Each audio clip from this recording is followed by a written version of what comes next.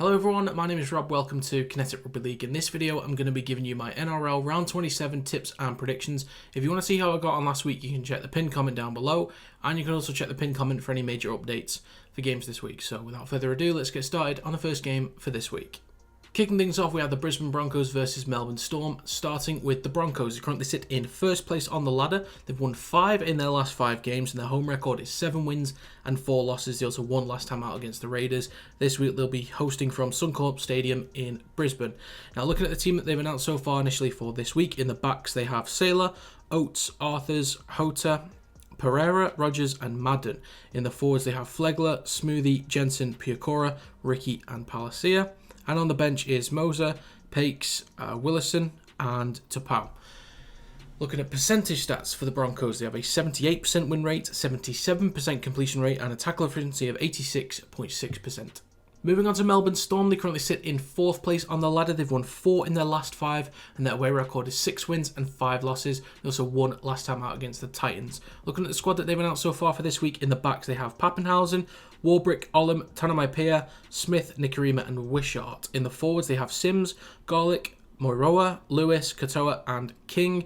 And on the bench is Falogo, McDonald, Penne and Howarth. Looking at percentage stats for Melbourne Storm, they have a 65% win rate, 80% completion rate and a tackle efficiency of 86.7%.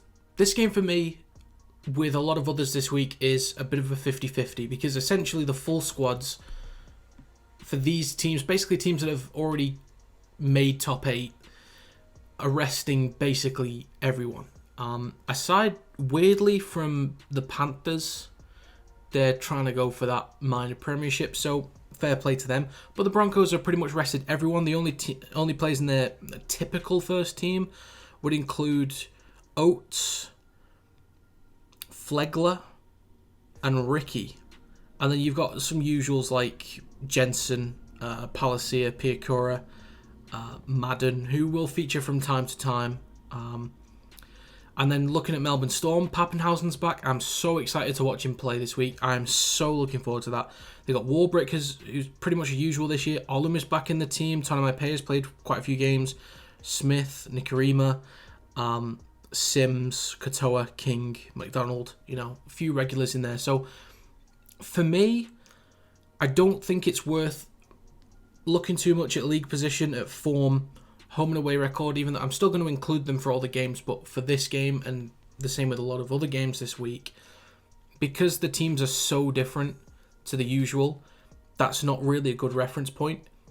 For me, looking at the players that are available for both teams, I'm going to have to lean towards Melbourne Storm because, you look at the key players in that Broncos team, like when they're missing, they lose a bit of sting. But it's not just one or two, it's a plethora of players. And that's kind of the same for Storm. But who are they bringing in? Ryan Pappenhausen. He is an insane player. Absolutely insane. If he didn't have to deal with those injuries, he'd be starting week in, week out. Simple as that. Doesn't matter how fine Nick Meaney's been, Pappenhausen starts all day. So, for me, the fact that he's actually played a couple warm-up games as well in, I'm not sure if it's the New South Wales Cup or the Queensland Cup. I do apologise, but whichever league he was in, getting some warm-up games, that really would have helped him and his confidence. Being able to play against, a big team like the Broncos, yes, they don't have the full team available. I think he is going to be the difference maker. It's going to be a Reece Walsh-esque performance. So the fact that Melbourne Storm have, I think, more key players available. Looking at Justin Olam, for example, is a big one. And the kind of aerial threat that Warbrick and the pace and power that he also provides on the wing as well. He's going to be important, but Olam especially is a key threat. And Pappenhausen, I think, is going to be the key difference maker. So 1, Melbourne Storm having more players available, and 2, Pappenhausen. So for me, I'm going to lean towards Melbourne Storm, but this could really go either way. So I'm going to go with Melbourne Storm to win, 1 to 12 points. Next up, we have the Manly Seagulls versus the West Tigers. Starting with the Manly Seagulls, they currently sit in 12th place on the ladder. They've won 2 in their last 5, and their home record is 5 wins and 5 losses. They also won last time out against the Bulldogs. This week, they'll be hosting from Four Pines Park in Sydney. Looking at the squad that they've announced initially for this week, the backs include Kula, Saab, Parker, Harper, Taumalo Vega, Arthur and Cherry Evans. In the forwards is Sipley, Croker, Kepi, Olakawatu, Ben Trebojevic and Jake Trebojevic, and on the bench is Chankum Tong, Matterson, Woods and Bullymore. Looking at percentage stats for the Seagulls, they have a 43% win rate, 78% completion rate and a tackle efficiency of 87.3%. Moving on to the West Tigers, they currently sit in 17th place on the ladder. They've only won 1 in their last 5. Their away record is 1 win and 10 losses. They also lost last time out against the Roosters. Looking at the squad that they've announced so far for this week, in the backs it includes Bula, Norfoluma, Riley, Felady, Tupou, Laurie and Coruscant. In the forwards is Twal, Simkin, Clement, Papali'i, Bloor and Matamua. And on the bench is Kepoa, Laulili. I'm going to go with that. Polly and Seyfarth. I apologise. Looking at percentage stats for the Tigers, they have a 17% win rate, 75% completion rate and a tackle efficiency of 88.5%. So I do apologise for completely butchering one of the names there. With this round being as chaotic as it's going to be, there are some people who I don't really know about coming to the forefront. I will mistake some names. I do apologise. I'm more than happy to be educated. So, on the actual game itself, the Seagulls were really impressive last week. The West Tigers, for me, I'm just going to say the same word again. There's fight. It's nothing special. It's nothing crazy.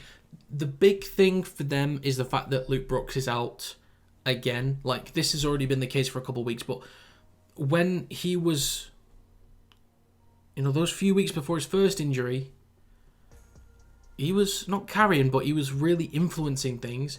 I think Laurie's done a pretty good job at number 6, and I didn't see the West Tigers last week, but from what I hear, Coruscant did a pretty good job at number 7. So I think there's a bright spot there. He's, an elite professional, quality player, very experienced. So he's going to be key for them, even if he is kind of out of position, but he's got that experience, he's got that IQ to be able to make up for, I guess, what he lacks in experience in just general in-game knowledge. And they will have, of course, probably worked on him being the number 7 in training as well. So I think the Tigers can put up a fight. I think they'll certainly put points on the board.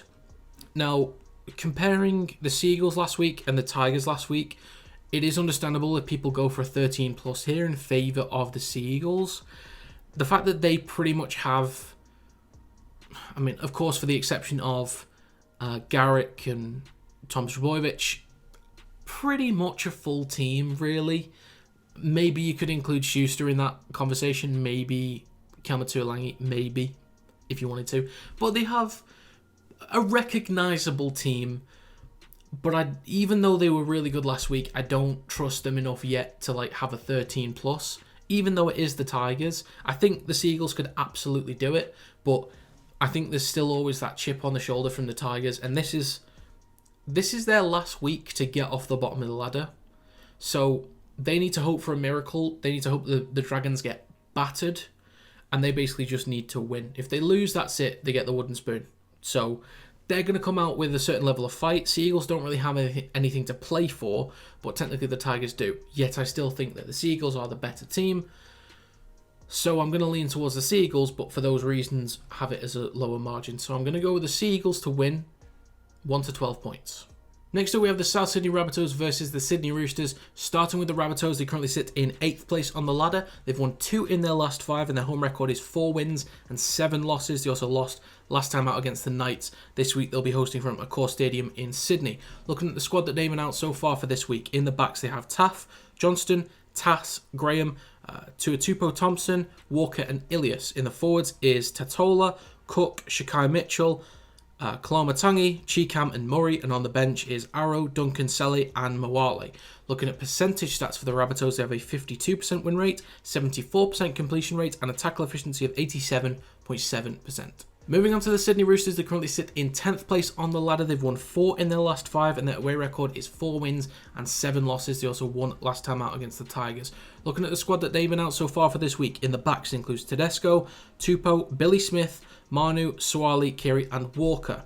In the forwards is Baker, Brandon Smith, Collins, Wong, Butcher and Radley. And on the bench is Sandon Smith, Butcher, May and Crichton. Looking at percentage stats for the Roosters, they have a 52% win rate, 74% completion rate and a tackle efficiency of 87.3%. This is going to be an absolutely unbelievable game. Absolutely unbelievable. Basically, I'm pretty much seeing it as the winner gets a top 8 spot. I mean, the only other team that can have some influence over that is the Cowboys. But this is going to be a hell of a game. I cannot wait to watch this one. If I'm awake and not absolutely knackered, I will definitely watch it if I can. So, the Rabbitohs right now. So I don't want to read too much into what's gone on at the moment. I'll just make a couple points and not have it as the overarching influence into a prediction. But right now, there seems to be a little bit of discomfort. Things seem to be a little bit disjointed. With, conversations with Sam Burgess leaving, questions over Latrell Mitchell, Cody Walker, them kind of running things. So even if none of that's true, let's say Sam Burgess is just kind of making things up, has been involved in leaks. Let's say it's all on Sam Burgess. Let's say we know all the facts and it's all on Sam Burgess. I think just the fact that the media has kind of reported things in a certain way, even if it's complete nonsense, might have a negative effect on the changing room. Because if, let's say, mentally the group is fragile, maybe mentally the group then becomes even more fragile because they were easy to break in the first place, if that makes sense. Or they could just be laughing at all of it and saying that it's not even remotely true. Latrell doesn't get special treatment. Cody Walker doesn't get special treatment. They might just be laughing at it. The impression from the outside, which could have been generated by the media, is that things are just a little bit chaotic at the moment. And there's a certain fragile culture within the team. That's the outside perspective. Looking at the Roosters right now, all the difficulties that they had at the start of the season are gone for me. I'm now in a position to trust them. I don't think they're at an elite level, but you put them in the top 8, you get them in the top 8, I think they'd do a pretty damn job. I think against any team, even the Broncos, even the Panthers, even the Warriors or Storm, I think the Roosters come out with a hell of an effort and go toe-to-toe with them. I think they're at a really strong point in their season right now. It would almost be a crime if they didn't make it, given how good that they've been. Now, granted, there are some really good teams in the top 8, but there's a couple that, based on how recent form has gone, wouldn't be best for, let's say, I don't know, let's just say the product of the finals, basically. So, would this Rabbitohs team really be a good representation?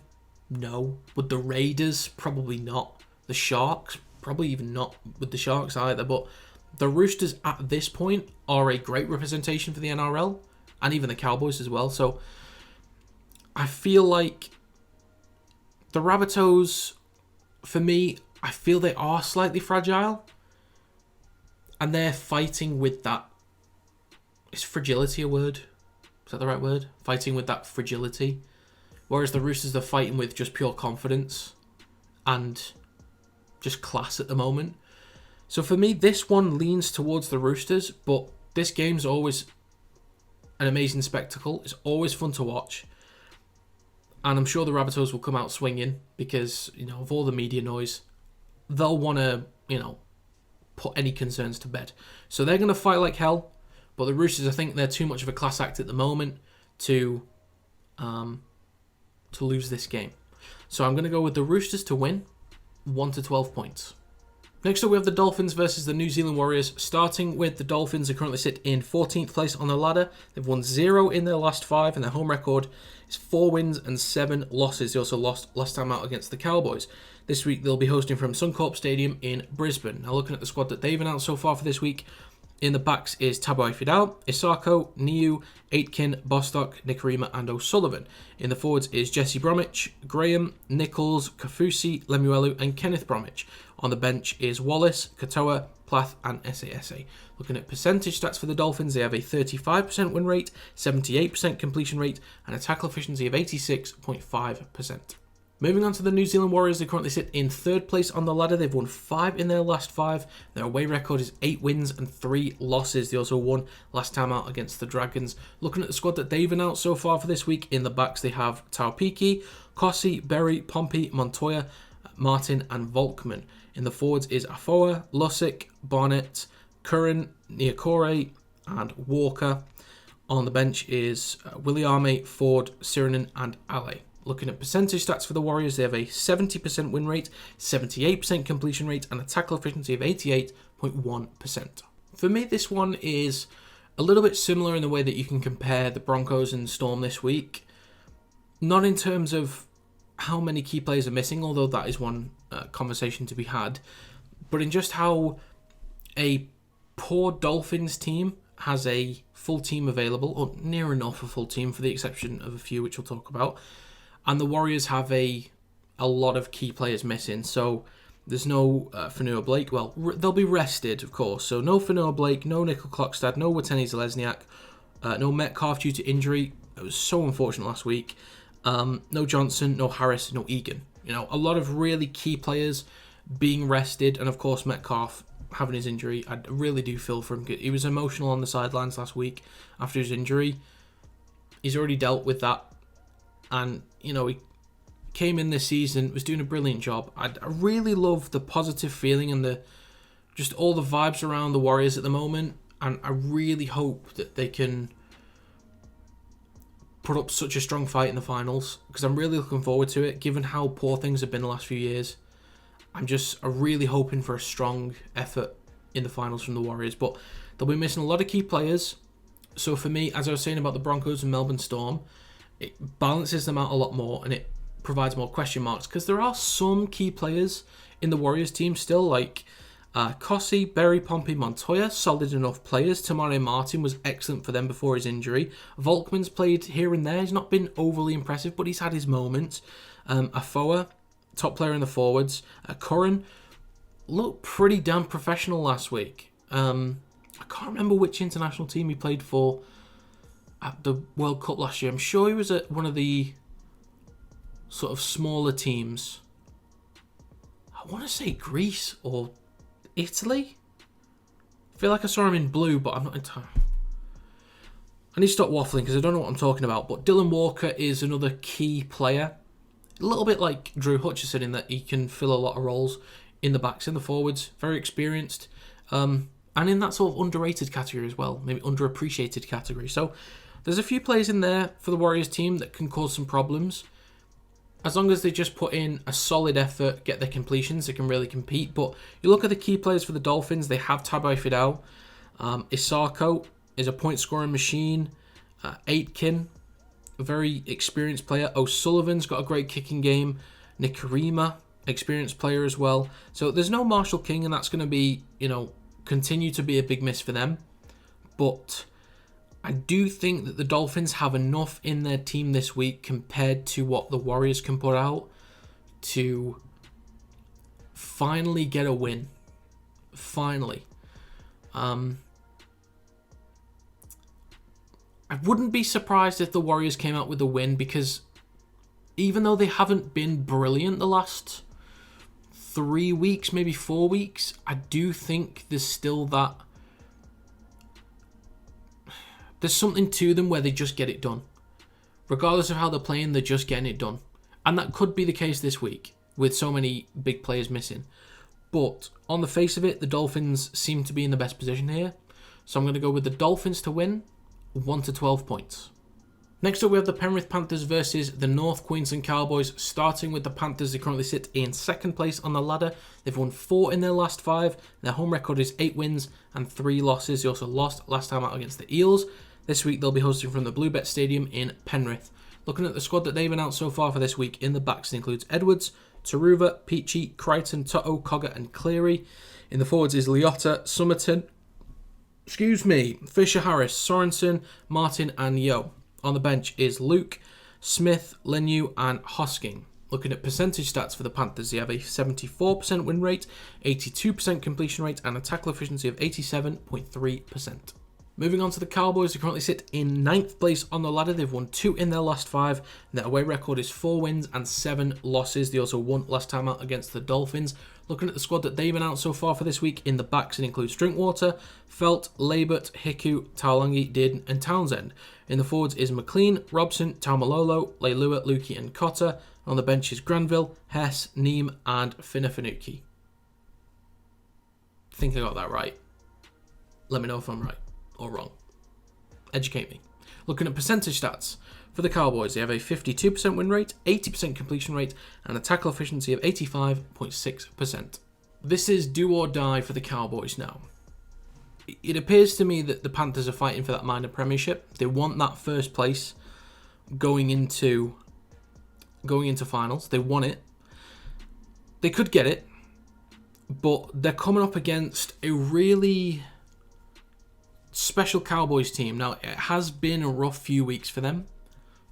They were surging. They were number 1 in the power rankings, and then it just dipped. It just fell apart massively. Now, the win last week would have been huge for their confidence because they'd lost 3 on the trot. But the win last week, even though it was kind of a, struggling Dolphins, not the point. The confidence is big. They needed that going into this week just to give them a chance to compete. They've still got to worry about the Roosters. They've got to worry about the Rabbitohs. So they just need to win, which I think they can certainly do. Now, the Panthers are going for that number 1 spot, so that's, of course, their incentive. Excuse me. That's their incentive. The Cowboys are fighting to continue their season. The Panthers, their season goes on either way. They make top 8 either way, obviously. But the Cowboys, they have that little extra incentive. And all I can really see, excuse me again, all I can really see is not forcing it, but just getting that ball down that left-hand side in the hands of Dearden and finding connections with Drinkwater to try and rip open the Panthers. I see it happening. They are going to get Dearden and Drinkwater just working like absolute animals down that left-hand side, trying to rip the Panthers apart. I just see it happening. That's going to be their plan of attack. The Panthers, they can go at Townsend, put him under pressure, and there's a couple times where Townsend, when he's been under pressure, his kicking game has kind of suffered. But what the Cowboys need to do to counteract that is get pressure on Cleary as soon as possible. And the same with Cogger. Now, he was playing in number 9 last week. They're without Mitch Kenny. They're without Mitch Kenny again. So they don't have that same spark through the middle. I'm sure Somerton, will do a decent job. Same with Luke. I quite like Luke. He's okay. But the Cowboys are in a good position with basically their full team available, for the exception of Billy Army. Is that his name? The winger? Is that even his name? Is it Valame? I'm so sorry. I should know this. But the Cowboys basically have a full team available, full spine at least. They are going to be playing at such a high pace. This is another game that I really want to watch. This is going to be incredible because the Panthers, they won that number 1 spot, but the Cowboys, they're going to have so much hunger in their team. I sense a Dearden and Drinkwater masterclass. But it's going to be a slugfest back and forth. I don't think it's going to be high scoring, but this is going to be such a good game. But I think the Cowboys have enough in them that they can certainly get it done. So I'm going to go with the Cowboys to win 1 to 12 points. Next up, we have the St. George Illawarra Dragons versus the Newcastle Knights. Starting with the Dragons, they currently sit in 16th place on the ladder. They've won 0 in their last 5. Their home record is 5 wins and 6 losses. They also lost last time out against the Warriors. This week, they'll be hosting from the Netstrata Jubilee Stadium in Sydney. Looking at the squad that they've been out so far for this week, in the backs include Sloan, Fegai, Sully, Lomax, Ravalawa, Amon and Hunt. In the forwards is Molo, Mullaison, Laurie, Burns, Russell and DeBellin. On the bench is Liddell, Molo, Murdoch-Masila and Couchman. Looking at percentage stats for the Dragons, they have a 22% win rate, 76% completion rate and a tackle efficiency of 87%. Moving on to the Knights, they currently sit in 5th place on the ladder. They've won 5 in their last 5. Their away record is 4 wins and 6 losses. They also won last time out against the Sharks. Looking at the squad that they've announced so far for this week, in the backs includes Miller, Young, Towler, Best, Marju, Gamble and Clune. In the forwards is Jacob Saifiti, Brown, Thompson, Lucas, Jones and Elliott. On the bench is Jones, Daniel Saifiti, Hetherington and Croker. Looking at percentage stats for the Knights, they currently have a 57% win rate, 76% completion rate and a tackle efficiency of 87.9%. For me, this is another question mark, but I'm a bit more confident in looking at the Knights for a 13 plus here. Now, there are a couple key players missing, of course, Ponga being one of them, Hastings being another, and Crosland. So that's, 75% of the best spine that they've got is not playing this week. They are already safe, so they don't need to worry about it. It's fine. They'll just be resting players. That's completely understandable. But I do feel confident enough in the rest of the players that they've got. So for me, I think the Knights can really come out with a strong win here.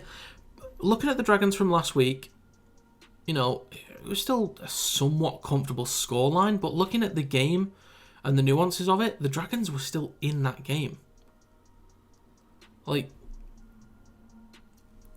how that try wasn't scored by the Warriors, you know which try I'm talking about from a certain prop forward. You know which try I'm talking about. How they weren't leading 16-0 against the Dragons and shutting them out, I do not know. Only reason why I'm so angry about that is that's the only game that lost me a bet because the Warriors didn't win by 16.5 points. Moving on. The Dragons looked competent at times. They were quite defensively stout on multiple occasions as well. Like, they weren't excellent by any means, but they put in some really strong defensive shifts. And there was a point in the second half they were starting to dominate, got really good field position, but the Warriors were coming at them a lot, especially in the first half, and for a couple, parts of the second half, and were holding them off for quite a while. So, fair play to the Dragons for that. The Knights, for me, have enough quality players in their team this week to take a comfortable win. And, of course, the Tigers need the Dragons to get battered. Because if the Tigers win, I don't see it being a large scoreline, 1 to 12 basically. The Tigers need to win and they need the Dragons to get battered. The margin in goal difference is huge. So the Knights have no incentive to batter the Dragons, but of course they'll want to put in a clean performance. I think, as I said, the Knights have enough quality players in their team to get this one done. It's going to be a tough one. I could see the Dragons winning this one just because they've had their same consistent team pretty much for the last few weeks. So I do see a world in which the Dragons win this one or even make it a tight game. But for me, it's just a gut feeling to go with a bigger win for the Knights. So I would just avoid taking any margins on this one. I'd just take a winner, if I'm honest. Or possibly even a try scorer, say Young to score a try, possibly if you're going to bet. But for the sake of a prediction, because I have to give one, I'm going to go with the Knights to win 13 plus. Next up, we have the Gold Coast Titans versus the Canterbury Bulldogs. Starting with the Titans, they currently sit in 13th place on the ladder. They've only won 1 in their last 5. Their home record is 5 wins and 6 losses. They also lost last time out against Storm. This week, they'll be hosting from the Seabus Super Stadium on the Gold Coast. Now, looking at the squad that they've announced so far for this week. In the backs, it includes Brimson, Con Pereira, Kelly, Shop, Fafita, Foreign and Weaver. In the forwards is Fotuaika, Randall, Jolliffe, David Fafita, Haas and Tino Fa'asu Malawi. And on the bench is Kinney, Leeming, Stimson and Alec. Looking at percentage stats for the Titans, they have a 35% win rate, 80% completion rate and a tackle efficiency of 85.6%. Moving on to the Bulldogs, they currently sit in 15th place on the ladder. They've also won 1 in their last 5. Their away record is 3 wins and 8 losses. They also lost last time out against the Seagulls. Looking at the squad that they've announced so far for this week, in the backs includes Perham, Wilson, Avarillo, Alamotti, Adokar, Burton and Sexton. In the forwards is Thompson, Marnie, Knight, Kickout, Waddell and King. And on the bench is Flanagan, Hughes, Morris and Ockenbaugh. Looking at percentage stats for the Bulldogs, they have a 30% win rate, 75% completion rate and a tackle efficiency of 85.9%.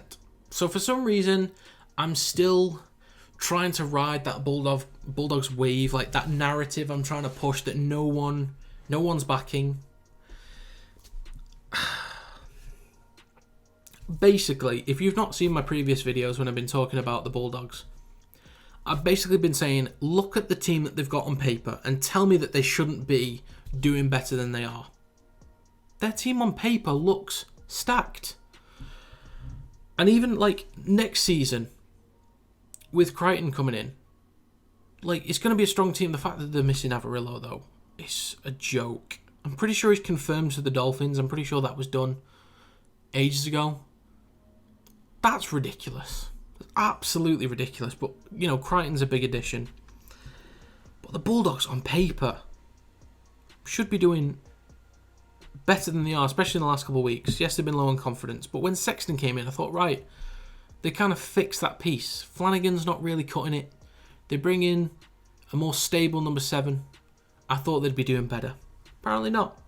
Aside from that win against the Dolphins. But the Titans at the moment, they have just collapsed. They were in such a great position a few months ago to fight for a top 8 spot. They're a really fun team to watch. They're really exciting. But, of course, they're dealing with injuries, of course, and that's kind of derailed their season. They'd already derailed it, you know, a few weeks before, to be honest. But, you know, those injuries, especially to Campbell, to Boyd, and to Verrills, really put the nails in the coffin. For me, the Titans are untrustworthy. So are the Bulldogs, but that's just kind of how the Bulldogs are. So I actually feel more inclined to lean towards the Bulldogs. Logically, just to give you some advice for this game, don't bet on it. Don't touch it. Don't go anywhere near it. I beg you. Again, maybe pick a try scorer. Con Pereira would probably be a good shout, I think. Maybe Adokar. I think Con Pereira I'd actually lean to a little bit more to score a try, if I'm honest. Even though I'm actually leaning towards the Bulldogs, I trust Con Pereira to score more than anyone else. So that's kind of... If you are to put this game in a bet in some way, Con Pereira to score a try, that's probably how I'd go. But to give a prediction, and I think this is the first time I'm ever going to predict this, or ever have predicted this, is a 1-point game. I don't think I've ever predicted a 1-point game. I might have done for the World Cup last year, but certainly don't think I've done it this year. So I'm going to go with the Bulldogs to win 1 to 12 points. Finally for this week, we have the Cronulla Sharks versus the Canberra Raiders. Starting with the Sharks, they currently sit in 6th place on the ladder. They've won 3 in their last 5. Their home record is 6 wins and 5 losses. They also lost last time out against the Knights. This week, they'll be hosting from the PointsBet Stadium in Sydney. Looking at the squad that they've announced so far for this week, in the backs they have Tracy, Katoa, Ramian, Talakai, Mulatalo, Trindle and Hines. In the forwards is Rudolph, Brayley, Hamlin-Ueli, Nikora, Graham and McInnes, and on the bench is Williams, Hunt, Hazelton and Moylan. Looking at percentage stats for the Sharks, they have a 57% win rate, 75% completion rate and a tackle efficiency of 87.2%. Moving on to the Raiders, they currently sit in 7th place on the ladder. They've won 2 in their last 5. Their away record is 6 wins and 5 losses. They also lost last time out against the Broncos. The squad that they've announced so far for this week is as follows. In the backs is Rapana, Chris, Whiten, Timoko, Kotrich, Frawley and Fogarty. In the forwards is Gula, Wolford, Tarpany, Young, Whitehead and Horsburgh. And on the bench is Starling, Mariota, Croker and Peru. Looking at percentage stats for the Raiders, they have a 57% win rate, 76% completion rate, and a tackle efficiency of 87.6%. I'll be honest, I don't trust either of these teams. I'm actually more confident in somehow both of these teams losing this week than any of them winning, because they're just so confusing. These are two teams that I really don't feel should be a top 8 team. Especially the Raiders right now. Like, what I was saying before about the Rabbitohs, like, does it feel representative of what, NRL finals should be? Of course, the counter to that is, well, if they make the top 8, then clearly they deserve to make it because they made it. We don't just review a season over the last 5 games, the last 8, the last 10 games. We review it over all games. And over all games, they are in the top 8. So, of course, that's a completely valid argument. That is, that's the correct argument. But it's just the feeling of, do we really want these two teams that are so unbelievably inconsistent to be in the top 8? Not really. But the one that I feel has more of a right to be there is probably the Sharks, just on form.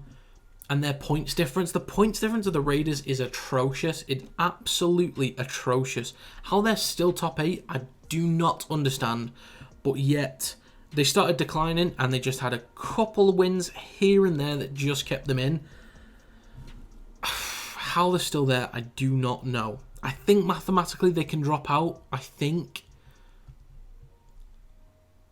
do think they can fall out. So there is incentive to fight, of course. The Sharks, I think even if they lose, will be most likely safe on points difference, because I think the Roosters would need to beat the Rabbitohs by such a massive scoreline, I think. And the Sharks would need to lose by a massive scoreline. But I don't trust either of these teams, but I trust the Sharks more. Because I think they've actually been dealing with not losing Moylan, but dropping Moylan, and Trindle's done a really good job at number 6, and his kicking game's been really valuable. They have kind of turned things around. They were struggling. They let in a lot of points, in some big games where I thought they'd be fine. They started letting in a lot of big points. They've kind of fixed it to a certain degree, but again, I still don't trust them. The Raiders, I think, will absolutely come out and fight. Like, I expected it last week against the Broncos, which they did. I expect them to put in a performance that would, is representative of a team that is trying to fight for a top 8 spot, even though they do have one currently. But they're on the edge of losing it, man. They are right on the edge of losing it. So I think there's going to be a hell of an effort from the Raiders. Personally, with the team selection, I personally would have preferred if they just moved Chris into centre, Rapana to the wing, and put Whiten at fullback. Like, if they'd done that, I might feel more inclined to lean towards the Raiders, but I understand Jack Whiten's played centre more than fullback in recent years. I can't remember the last time I actually saw him play fullback, but I think that's just how I'd do it. I think that's how I'd move the team around. So, the Raiders, I don't really have any trust with them. I don't have much trust with the Sharks either, but I trust them more. And I think they've got the better squad as well, and they're on better form. So I'm going to go with the Sharks to win 1 to 12 points. So to recap my predictions for round 27, we have Storm, Seagulls, Roosters, Dolphins, Cowboys all to win 1 to 12, Knights to win 13 plus, and then the Bulldogs and the Sharks to win 1 to 12. In terms of winners' confidence, this is the lowest I've had yet. I'm at 30%. I am confident with The Seagulls to a degree. I'm confident with the Roosters to a degree. And I'm confident with the Knights to a degree. And a little bit of the Sharks. But I'm not even that confident with those ones. And the rest for me are pretty much 50-50 games. In terms of margin confidence, I'm at 40%. The only reason why it's a bit higher is because I think if the teams that I have to win do win, I'm more confident that it will be by those margins. Because there's so many 50-50 games, if my chosen winners win, I can't see them having a lot of 13 plus games, if that makes sense. So 30% confidence for the winners, 40% confidence for the margins. This could be a truly abysmal week. Now, I've had a few already, but this could be a shocker. A real shocker. So, that is going to be it for this video. If you have any predictions for this round of the NRL, let me know in the comments down below. Also, let me know how you got on last week. But that is going to be it for this video. Thank you very much for watching, and I will see you next time.